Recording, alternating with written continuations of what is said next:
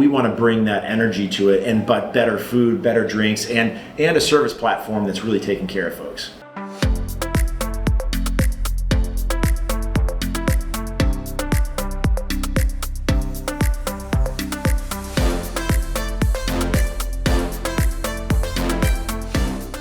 Hello, I'm John Jannarone, Editor-in-Chief of Exec Edge. Delighted to be back here in Orlando for ICR Conference 2025. I have with me a real treat, both co-CEOs of Tom's Watch Bar. I've got Schaden and Shannon McNiel. Gentlemen, thanks for joining. Thank you. Thanks for having us. Happy to be here. So, for those who are not familiar with the brand, I think you've got over a dozen locations. Just tell us a bit about the inspiration and what makes you different from other sports bar concepts out there.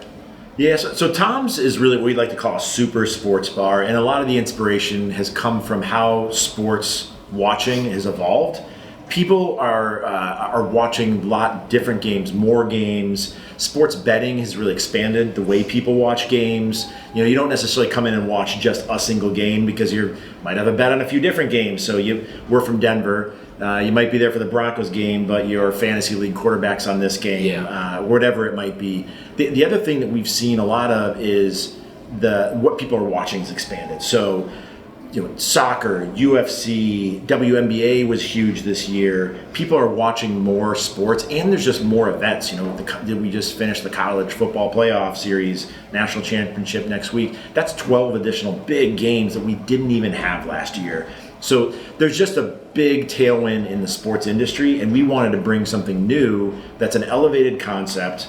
Lots of TVs, but not just lots, but how we curate the TVs on the walls, what the content we play, and then just bring a phenomenal experience. So great food, great drinks, fantastic service. Just really bring a whole different thing for what people expect out of sports bars. I'm just thinking out loud here. Could I draw an analogy or comparison to, say, a sports book at Caesars or the Venetian? It looks similar to that, right? You've got so many screens. I mean, that's specifically for people who are gambling, right? Yeah. But not too different, right? Having just a wide array of different games on, right?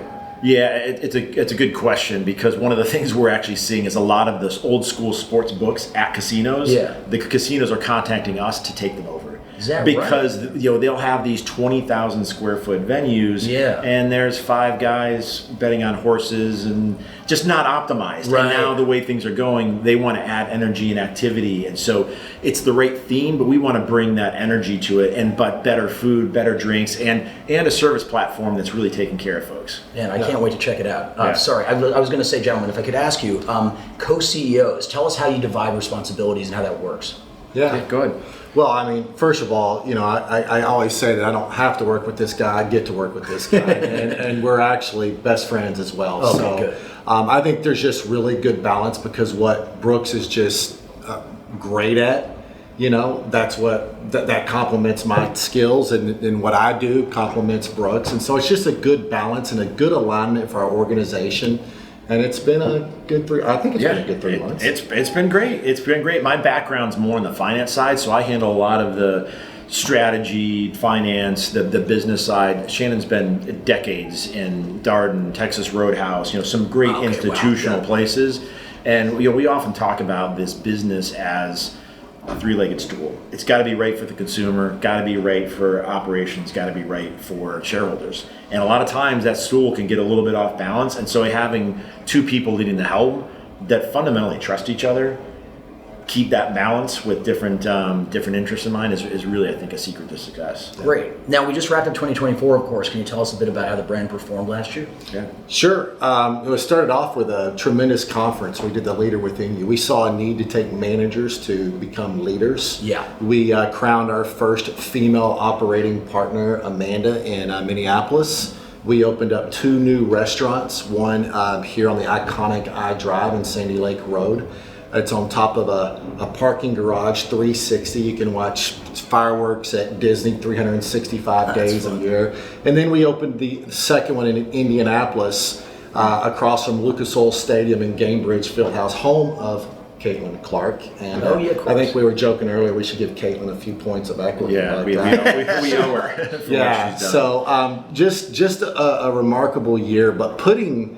I'll let Brooks get into the the number side of things, but putting that aside, I mean, just our priority to really put good old-fashioned restaurant running into Tom's Watch Bar. It's been a passion of mine. Deep Darden and Texas Roadhouse. Good old-fashioned restaurant running. We really focused on that, and so that's one of the most proud moments. When you go into a Tom's Watch Bar, you see good old-fashioned restaurant running, and managers and employees tapped into service and food quality. Nice. Yeah, and I think that all rolls into some of the results that we've generated. We had, over the last 2 years, we've grown revenue by over 200%, profit by over 300%. And because we're a sports bar, we like to talk about the fans. We had over 2.5 million sports fans through our doors last year. Over 600 wash parties, and I think they come back because of that experience we give, the entertainment, and the restaurant service that they get. Wait a minute, 200%. Now you added 10%. Your footprint grew by say 10%. So your comps must have just been bonkers. They must have been really good. It's a great year. Yeah, we had a great year. We opened about we opened 7 locations in 23, 2 in 24, and so really just started to ramp those up. Where our goal is to actually open another 7 to 8 this year. Okay. So we'll faster growth this year. About double again. Yeah, and a lot of what we've seen is we've built businesses before. A lot of it is you got to get the brand right. Yeah. Then can you make the economics right? Now we've got that there. It's time to start scaling. And quite frankly, the opportunity in front of us is so big. Just layers of strength. I mean, people with deep-rooted experience. We have a bench strength of 88 people waiting to come on board. And I always say this is an invite-only company. You don't just get to come work here. It's an invite only, but not to be confused with a lifetime membership. You got to perform. And so I think that mentality really differentiates us from normal casual dining. Interesting. Tell me how you guys choose new locations. I guess with Indiana Fever, WNBA, Indianapolis makes sense. It might not have a few years ago, right? But so what are the things that you look for? Orlando makes a lot of sense too. I mean, you got tons of people coming here. I can imagine you're taking the family to a theme park. Dad can go to the sports bar. Right. Yeah. Yeah, it's interesting. We've been pretty opportunistic about where we've gone, but we're driven by sports. So we're looking for good sports towns. We'd like to go to specific area where we call it a gravity of traffic. So like you said, here in Orlando, we're on I-Drive. There's tourists up and down the street, cars everywhere, convention center. And we're all here at a conference. I guess a lot of people over the last few days probably wanted to go check out their team, how their wild card team was playing or not, right? So people want to go take a break. So convention centers are great. We're by a lot of sports arenas. But what we found with those, in Denver as an example, we have a location right next to Coors Field where the Rockies play. Great during baseball games. But most of the people on their way to a game that stop in for a drink, they're probably also a Broncos or a Nuggets or Avs fan. And so they'll come back to come watch the game, even though we're nowhere near the stadiums. So what we found is it's great free marketing. They stop in on the way to a game, and now we do more sales on the weekends during football than we do even on a game when there's a baseball game across the street. And now that universe is expanding. So we're doing a lot of casinos like we talked about, entertainment districts. We see a huge white space. I mean, there's sports fans everywhere. Well, I wish you'd open a location in West Palm Beach where I live. I'd be there all the time. So do I. Yeah, that sounds good to me. Especially in the winter. Yeah. So, gentlemen, tell me how you guys employ technology within your locations to enhance the customer experience. Yeah, I really think, great question. I think it's a strategical point of difference for Tom's Watch Bar in the way of service and technology is our service model. And when you walk into Tom's Watch Bar, we're going to put a beverage in your hand the second you walk in.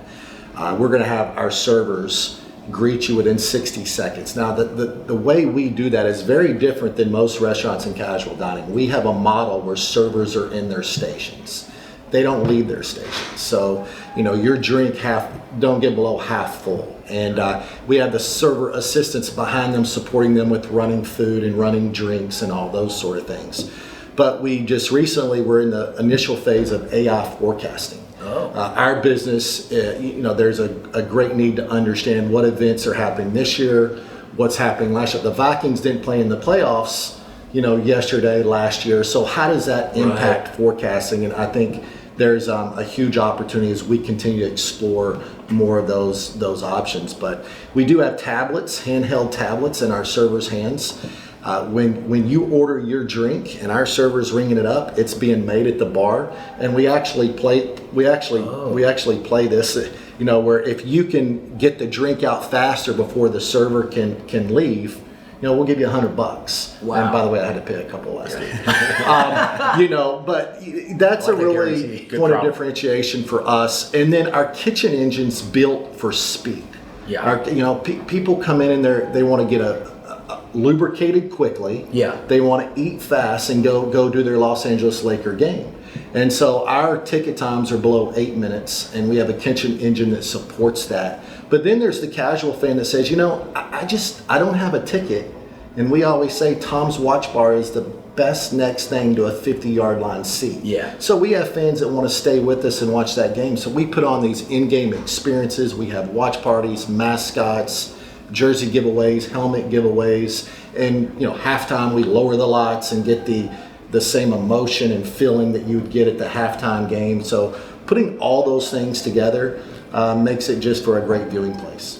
The other thing I'd add from a technology perspective that's big is how do we learn more about our guests? So we're relatively new but growing. We have a database of about 500,000 people. They're sports fans. And as we think about how to market to these folks, we want to get more efficient to say, if you're not a football fan, I shouldn't be sending you football messages. I want to learn more about what do you like to eat, but more importantly, what's your favorite sport? What's your favorite team? So that when we do outreach, I know all of your information. And as we grow, all of the different touch points through POS system. We use a Wi-Fi system that helps gather additional information. We've worked with a lot of data analytics companies to help match with cell phone data and other things to really learn more about our guests. So we enhance our database and we really know who our people are. Gotcha. Now, when it comes to sports, there are all kinds of sports out there. Some of my European friends love watching F1. I'm kind of into it, but are you seeing, Americans starting to watch some of these sports? Maybe not cricket, but some of these sports that traditionally weren't as popular here.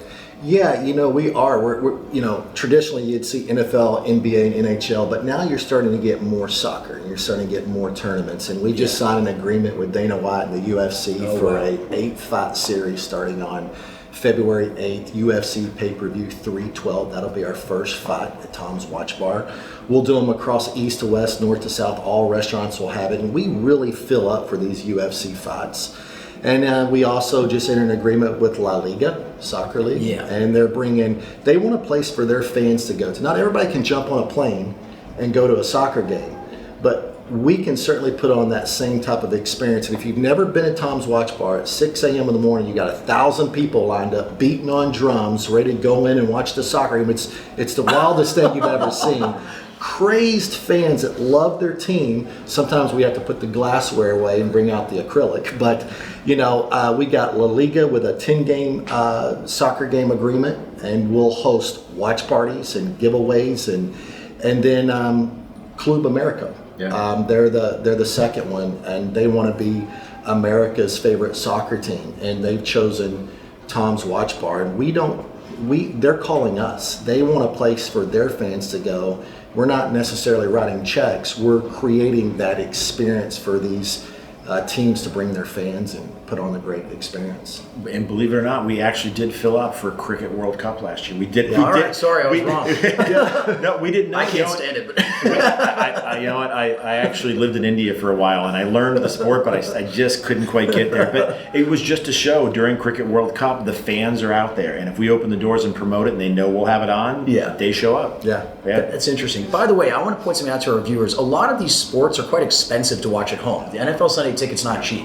Right. It's $500 or $600. So in a way, this is a value alternative, right? Yeah, well, and I think not even just the pay-per-view or the Sunday ticket, but compared to going to the game. I mean, ticket prices at stadiums are going up, and you're going with a family of 4, and the parking, and the food and the drinks are expensive, and they're not that great. And so we've often said early on our goal was to be the next best thing. I'd argue that we are better experienced than going to the game, because you get a better experience, you can watch more games. And so one of the things that we've talked about looking forward, as there has been some softness in the industry with traffic or questions around consumer demand, we think that it's actually a big opportunity for us, because there is a value play to come watch with us versus going to the game or stay at home and have to pay $500 for NFL. You can certainly see the game better at Tom's Watch Bar, and we're all the sports all the time. Whatever you want to watch, we got it. I'm going to give you some anecdotal support of this, guys. I'm a big Dolphins fan, and I'd rather just walk down the street to the sports bar and watch it there or on the Jumbotron than sit in traffic for 2 hours each way. Yeah, It's brutal. Yeah, exactly. Or the other alternative, I think, at the end of the day, sports is about community. right? I mean, you could always sit on your couch and watch a game. And these days, you can afford a fairly good TV. You can check all the stats on your phone. People want to get up and go out because they want to be around the crowd and the other fans. And that was our big goal, is that you always know the game's going to be on. You don't have to question, are we going to have the Dolphins game on, right? We know it's going to be on, but more importantly, you're going to show up, and it's probably going to be packed with other Dolphins fans, and you can be around that community. That's right. Absolutely. Yeah. Tell us about the private events business. Is this corporate events? What kind of stuff are you guys doing in that space? Yeah, private events has become a big piece for us. At some of our bigger locations, it's almost 20% of our sales. Oh, wow. And it's a mix of corporate events and other fan clubs, alumni groups, things like that. But what we found in a lot of places is we bring something more casual and entertaining than the traditional kind of back room in a steakhouse. And so, they get a big group in. We, some of our bigger locations, have Topgolf swing suites. So sort of a little more interactive environment. So it's been a great business for us, and I think it's only going to grow, especially with locations like Orlando, which we just opened. We're right down the street from a convention center. Plenty of restaurants to go to, but we just bring something different and fun. Again, please open one in West Palm. There's a convention center there. So guys, I just last question here before we wrap up. What's next for you? Of course, you're going to add more locations this year than you did last year. Quite a bit more. I think you said 7 or 8. Yeah. What else is exciting? What are you guys looking forward to? Yeah, I think just what you said. It's 8 restaurants, and it's 8 this year, and it's 20 over the next 24 months. Yeah. And so, I think for me, it's one great restaurant at a time. It's building profitability by growing top line sales. And then, culture wins, and all the great casual dining restaurants, the Texas Roadhouses, and culture, it's built on culture. And that's what Brooks and I are trying to build, is culture and people development. And there's a culture for success, and that is be an invite-only company and run great restaurants and bring good old-fashioned restaurant running back to casual dining, and that's our goal this year. And I think the really exciting long-term play here is, as we get bigger outside of just additional boxes, learning more about our customers, building a big database, partnerships like UFC, La Liga, Fanatics, DraftKings. There's a lot more to do with some of these other companies longer term, because we're going to build this giant sports community. So we're excited. All right. Well, Shannon and Brooks, this has been terrific. Thank you so much for joining us here. This is John Jannarone from the ICR 2025 conference, signing off.